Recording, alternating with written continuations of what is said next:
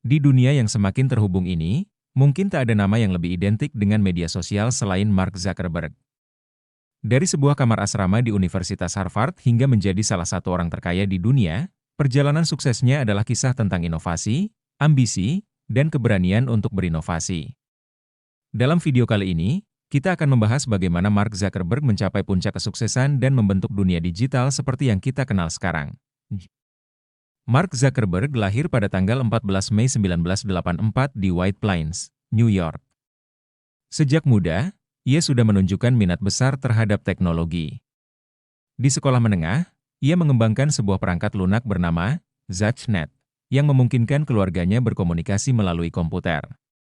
Kemampuan teknologinya semakin berkembang saat ia memasuki Universitas Harvard pada tahun 2002. Di Harvard, Mark mulai membuat proyek pertamanya, Facemash, sebuah situs yang memungkinkan mahasiswa untuk memberikan penilaian terhadap penampilan satu sama lain. Meskipun kontroversial dan akhirnya ditutup karena masalah privasi, ide dasar tentang membangun jaringan sosial mulai muncul di benak Mark. Pada Februari 2004, Mark bersama teman-temannya, Eduardo Saverin, Andrew E1MCHE Pronunciation Column, Dustin Moskovitz, dan Chris Hughes, meluncurkan sebuah situs yang akan mengubah segalanya. Namanya, The Facebook. Situs ini awalnya hanya terbatas pada mahasiswa Harvard, tetapi seiring waktu, The Facebook berkembang pesat. Hanya dalam beberapa bulan, platform ini meluas ke universitas-universitas lain di seluruh Amerika Serikat. Pada tahun 2005, Facebook mendapatkan investasi besar dari Accel Partners, sebuah perusahaan modal ventura, yang memungkinkan Facebook untuk terus berkembang dan memperkenalkan berbagai fitur baru. Pada tahun 2006, Facebook membuka pendaftaran untuk semua orang berusia di atas 13 tahun dengan alamat email yang valid. Ini adalah langkah penting yang memungkinkan Facebook tumbuh menjadi fenomena global. Fitur newsfeed yang diluncurkan pada 2006 semakin menarik minat penggunanya, membuat orang lebih terhubung satu sama lain. Namun, perjalanan menuju kesuksesan bukanlah tanpa tantangan. Facebook menghadapi beberapa gugatan, termasuk dari mantan teman sekamar Mark, yang mengklaim bahwa mereka adalah orang yang berhak atas sebagian besar saham Facebook.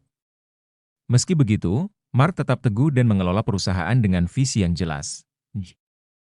Pada 2012, Facebook melakukan IPO dan menjadi perusahaan publik.